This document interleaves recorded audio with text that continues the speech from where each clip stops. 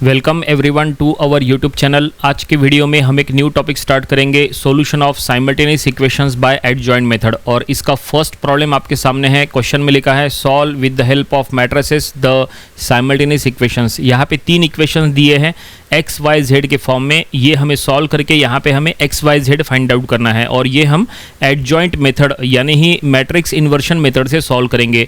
तो सबसे पहले चलो सॉल्व करना स्टार्ट करते हैं। यहाँ पे हम लिख लेंगे गिवन इक्वेशंस आर, और ये तीनों इक्वेशंस हम एज इट इज़ लिख लेंगे जो कि एक्स वाई जेड के फॉर्म में है। तो ये तीनों इक्वेशंस को हम यहाँ पे कॉपी कर लेते हैं और ये लिख रहे हैं। और अब यहाँ पे हम एक्स वाई जेड किस तरह से फाइंड आउट करेंगे, देखिए इंपॉर्टेंट टॉपिक है ये। तो सबसे पहले हम क्या करेंगे, ये तीनों इक्वेशंस को मैट्रिक्स फॉर्म में पुट करेंगे। तो हम लिखेंगे अबव इक्वेशंस इन मैट्रिक्स फॉर्म। तो मैट्रिक्स फॉर्म में पुट करते समय आपको क्या करना है, तीन मैट्रिक्स तैयार करना है। पहला रहेगा कोएफिशिएंट मैट्रिक्स, दूसरा रहेगा अननोन मैट्रिक्स और तीसरा रहेगा कांस्टेंट मैट्रिक्स। तो पहला जो कोएफिशिएंट मैट्रिक्स है उसमें हम तीनों इक्वेशंस में एक्स वाई जेड के कोएफिशिएंट्स हम यहाँ पे लिख लेंगे, देखो लिख लिए। सेकंड है अननोन मैट्रिक्स, तीनों में अननोन क्या है एक्स वाई जेड, तो वो हमने सेकंड मैट्रिक्स में लिखे। और तीनों के राइट साइड में जो कांस्टेंट है वो हमने लास्ट मैट्रिक्स में रखे। तो यहाँ पे तीन मैट्रिक्स जो बनी है, जो पहला मैट्रिक्स है उसको हम कहेंगे ए मैट्रिक्स, दूसरे मैट्रिक्स को कहेंगे एक्स मैट्रिक्स और लास्ट मैट्रिक्स को कहेंगे बी मैट्रिक्स। इसका मतलब यहाँ पे इक्वेशन बनती है A into X is equal to B. ठीक है, अब यहाँ से हमें x कैसे फाइंड आउट करना है। अगर यहाँ से हमें x फाइंड आउट करना है तो हम क्या करेंगे, लेफ्ट साइड में जो a है उसको राइट साइड में शिफ्ट कर देंगे। तो a को राइट साइड में शिफ्ट करेंगे तो वो a इनवर्स बन जाएगा, ऐसे में हमें x मिल जाएगा। सो देयरफॉर हम यहाँ लिख लेंगे x is equal to a inverse into B. ठीक है, अब यही से हमें x फाइंड आउट करना है, लेकिन x फाइंड आउट करने के लिए हमारे पास a इनवर्स नहीं है। तो हम क्या करेंगे, पहले हम a इनवर्स फाइंड आउट करेंगे। लेकिन a इनवर्स फाइंड आउट करने के लिए सबसे पहले गिवन a मैट्रिक्स को चेक करो कि वो नॉन सिंगुलर मैट्रिक्स है कि नहीं। नॉन सिंगुलर मैट्रिक्स क्या होता है, जो मैट्रिक्स का डिटरमिनेंट नॉन जीरो होता है, ऐसे मैट्रिक्स को नॉन सिंगुलर मैट्रिक्स कहेंगे। तो चलो हम चेक करते हैं a का डिटरमिनेंट क्या है। तो हमने लिखा है मॉड ऑफ ए मैट्रिक्स के सभी एलिमेंट्स हम मॉड में लिख लेंगे। और अब इसको हम सॉल्व करेंगे, देखेंगे कि इसका डिटरमिनेंट क्या आता है। तो सबसे पहले हमने 1 लिए, 1 का रो कॉलम छोड़ने के बाद ये जो चार एलिमेंट्स है इनमें क्रॉस मल्टीप्लिकेशन करो तो ये मिलेगा 18 माइनस ऑफ 12। देन बीच वाला एलिमेंट माइनस मिलेंगे -1। देन 1 का रो कॉलम छोड़ने के बाद जो चार एलिमेंट्स रहेंगे, कौन से, देखो ये 1 3 1 9, ये चार एलिमेंट्स, इनमें क्रॉस मल्टीप्लिकेशन करेंगे। तो बिल्कुल स्टेप वाइज सॉल्व करना है। तो ये हो गया 9 माइनस 3 और लास्ट एलिमेंट हम लेंगे 1 और 1 का रो और कॉलम छोड़ देंगे और जो चार एलिमेंट्स बचेंगे, देखो ये एलिमेंट्स, इनमें क्रॉस मल्टीप्लिकेशन करो तो ये होगा 4 माइनस 2। अब इसको स्टेप वाइज सॉल्व करो, देखो ये क्या आंसर आता है। तो 18 माइनस 12 ये हो जाएगा 6, देन 9 माइनस 3 वो भी हो जाएगा 6 और 4 माइनस 2 तो ये हो गया 2। तो 6 कट चुका है और आंसर हमें मिल चुका है 2। सो फाइनली मॉड ऑफ ए का आंसर आ चुका है 2, यानी हमने a का डिटरमिनेंट फाइंड आउट कर लिए। और ये डिटरमिनेंट नॉन जीरो है, इसका मतलब जो a मैट्रिक्स है वो एक नॉन सिंगुलर मैट्रिक्स है, इसका मतलब a इनवर्स पॉसिबल है। ठीक है, क्योंकि ये कंडीशन हमेशा आपको चेक करना पड़ेगा। जब भी आपको a इनवर्स निकालना है हमेशा चेक करना पड़ेगा कि उसका डिटरमिनेंट नॉन सिंगुलर, मतलब उसका डिटरमिनेंट नॉन जीरो है कि नहीं। अगर है तो ही ए इनवर्स पॉसिबल है, नहीं तो नहीं है। तो चलो अब ए इनवर्स निकालते हैं। तो देखो ए इनवर्स का फार्मूला हमने यहाँ लिखा है, क्या लिखा है, adjoint of A by mod of A, ये उसका फार्मूला है। तो ऐसे में अब हमें एडजॉइंट फाइंड आउट करना पड़ेगा। एडजॉइंट तो हमारे पास नहीं है, तो चलो यहाँ लिखते हैं एडजॉइंट ऑफ ए।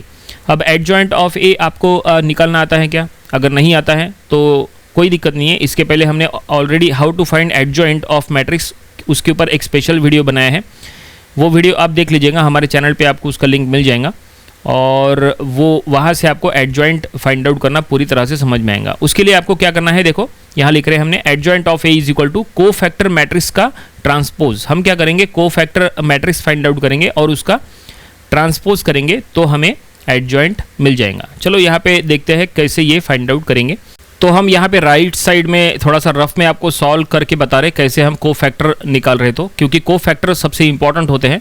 तो ये देखिए हमने को फैक्टर निकालने के लिए ए मैट्रिक्स के सभी एलिमेंट्स मैट्रिक्स फॉर्म में ले लिए हैं। अब देखो को फैक्टर कैसे निकलता है, उसका रिजल्ट जो है वो हम नीचे एक जो मैट्रिक्स बनाएंगे वो रहेगा। तो सबसे पहले 1 का को फैक्टर निकालना है, तो 1 का रो और कॉलम छोड़ो, ये जो चार एलिमेंट्स बचे हैं इनमें क्रॉस मल्टीप्लिकेशन करो तो रिजल्ट आएगा 6। देन नेक्स्ट एलिमेंट हम लेंगे 1 और उसके कोफैक्टर निकालना है, तो 1 का रो और कॉलम छोड़ो, ये 4 एलिमेंट्स बचे हैं देखो 1 3 1 9, इनमें क्रॉस मल्टीप्लिकेशन करो तो बचेगा फिर से 6।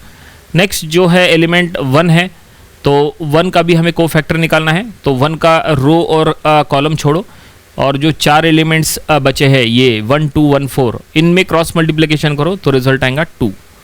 देन नेक्स्ट एलिमेंट है 1 का कोफैक्टर निकालना है, तो उसका रो और कॉलम छोड़ो और 4 एलिमेंट्स क्या बचे हैं ये देखिए 1 1 4 9, इनमें क्रॉस मल्टीप्लिकेशन करो, ठीक है, तो आंसर आएगा ये 5।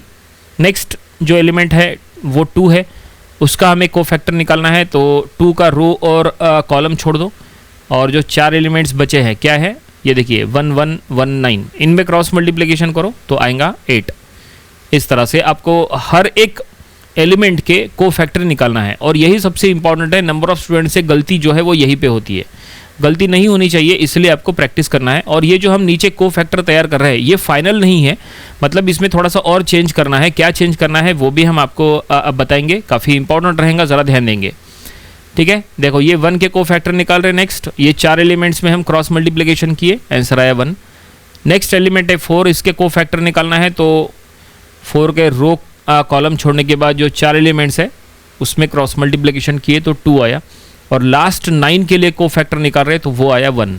तो इस तरह से फाइनली हमने सभी एलिमेंट्स के कोफैक्टर निकाल लिए, लेकिन ये फाइनल नहीं हुआ क्योंकि अब हमें क्या करना है, ये देखो ये जो 4 प्लेस के जो एलिमेंट्स है 6 3 2 5, ये जो 4 प्लेस के एलिमेंट्स है ना, इनका साइन चेंज करना है, इसको डायमंड शेप प्लेस के एलिमेंट्स बोलते हैं। देखो ये ऐसे डायमंड शेप के फॉर्म में होते हैं, तो डायमंड शेप प्लेस के जो एलिमेंट्स होते हैं उनका साइन चेंज करना होता है, तभी वो कोफैक्टर फाइनल हो जाते हैं, ठीक है। तो देखो हम ये सभी का साइन चेंज करेंगे, सभी प्लस में थे तो हमने माइनस किए, अगर माइनस होता तो बीच में कोई प्लस किए होते, आपको सिर्फ साइन चेंज करना है, ठीक है। तो ये फाइनल अब कोफैक्टर मैट्रिक्स तैयार हो चुका है, बस इसको उठा के यहाँ पे हम पुट कर रहे हैं जहाँ पे adjoint of A find out कर रहे थे। तो ये देखिए हमने कोफैक्टर मैट्रिक्स लिखे मैट्रिक्स फॉर्म में, उसका हमें ट्रांसपोज करना है, मतलब रो के एलिमेंट्स कॉलम में लिखना है, या उल्टा बोलो कॉलम के एलिमेंट्स रो में लिखना है। तो ये हमने ट्रांसपोज कर लिए और अब ये फाइनली एडजॉइंट ऑफ ए हमने निकाल लिए हैं। ये काफ़ी इंपॉर्टेंट है। अब हमें इसको इक्वेशन नंबर 2 में पुट करना है, क्योंकि इक्वेशन नंबर 2 में ए इनवर्स निकालना था। तो चलो ए इनवर्स निकालने के लिए इक्वेशन नंबर 2 में हम पुट कर रहे हैं। तो इक्वेशन नंबर 2 का डिनोमिनेटर क्या है, मॉड ऑफ ए है, और ए का मॉड 2 है, इसलिए 1/2 को हमने बाहर ले लिए। उसके बाद एडजॉइंट ऑफ ए जो है वो हमने यहाँ एज इट इज लिख लिए। तो ये फाइनली हमने ए इनवर्स निकाल लिए है। अब ये ए इनवर्स क्यों इंपॉर्टेंट है, क्योंकि अब हमें इसको उठा के इक्वेशन नंबर 1 में पुट करना है। देखो इक्वेशन नंबर 1 में ए इनवर्स पुट करना था, तो चलो अब इक्वेशन नंबर 1 में हम ये पुट करके x फाइंड आउट करेंगे, और x यानी एक्स वाई जेड। तो हमने इक्वेशन लिख लिया है x = A inverse b। So x यानी मैट्रिक्स फॉर्म में लिखो X Y Z, A inverse वो भी यहाँ हम मैट्रिक्स फॉर्म में लिख लेंगे जो हमने ऊपर फाइंड आउट किया है, और b ये भी हम यहाँ लिख लेंगे। b मतलब क्या है, देखो स्टार्टिंग में b हमने आपको कहा था a क्या है, b क्या है, x क्या है, वो हमने आपको स्टार्टिंग में कहा था, बस उसी का हमने यहाँ यूज़ किया है। उसके एलिमेंट्स है 3 4 6, ठीक है। ये देखो ये था b, और अब यहाँ पे आपको मैट्रिक्स मल्टीप्लिकेशन करना है और सॉल्व करना है, तो एक्स वाई जेड मिल जाएगा और प्रॉब्लम पूरा हो जाएगा। तो चलो अब हम सॉल्व करेंगे। सबसे पहले एक्स वाई जेड जो लेफ्ट हैंड साइड है वो एज इट इज रखो, 1/2 भी एज इट इज रखो, और यहाँ पे मैट्रिक्स मल्टीप्लिकेशन करो। फर्स्ट मैट्रिक्स के रो में 3 एलिमेंट्स है, सेकंड मैट्रिक्स के कॉलम में भी 3 एलिमेंट्स है, इसका मतलब मैट्रिक्स मल्टीप्लिकेशन हो सकता है। तो देखो मैट्रिक्स मल्टीप्लिकेशन करने के बाद ऐसा रिजल्ट आया है, और अब हमें एक्स वाई जेड मिलने वाला है। तो लेफ्ट हैंड साइड में एक्स वाई जेड और राइट हैंड साइड में 1/2। ये कैलकुलेशन करेंगे हम यहाँ पे, तो 18 - 20 + 6, तो ये कितना रहेगा, ये -2 और ये 4 हो जाएगा, -2 + 6 4 हो जाएगा। देन नेक्स्ट इसमें यहाँ पे माइनस ये 32 और ये -12 20 और ये 18, तो ये 2 रहेगा, और लास्ट इसमें 0 रहेगा। तो यहाँ तक हमने कर लिए। अब ये जो 1/2 बाहर में है, 1/2 मतलब मैट्रिक्स के अंदर के सभी टर्म्स को 1/2 से मल्टीप्लाई करो, तो ये हो गया 4/2 2/2 एंड 0। तो फाइनली हमें अब जो मिलने वाला है वो लास्ट यहाँ पे स्टेप रहेगा। हमें मिला 2 1 0, मतलब x का वैल्यू 2, y का वैल्यू 1 एंड z का वैल्यू 0। सो देयरफॉर हम नीचे लिख लेंगे therefore x = 2, y = 1 and z = 0। So this is the required solution. Question में कहा था कि गिवन साइमल्टेनियस इक्वेशंस को सॉल्व करो, तो हमने सॉल्व किया है by using matrix inversion method, यानी ही बाय यूजिंग एडजॉइंट मेथड, और यहाँ पे हमने x Y Z find out कर लिया है। प्रॉब्लम यहीं पे कंप्लीट हो गया। उम्मीद करते हैं कि ये पूरा प्रॉब्लम आपको समझ में आया होगा। ये प्रॉब्लम आपको अपनी प्रैक्टिस बुक में ज़रूर सॉल्व करके देख लेना चाहिए। इसके आने वाले दिनों में हम इसके और भी नंबर ऑफ प्रॉब्लम्स कवर करने वाले हैं ताकि इसकी और अच्छे से प्रैक्टिस हो जाए। तो मिलते हैं अगले वीडियो में। Thanks for watching.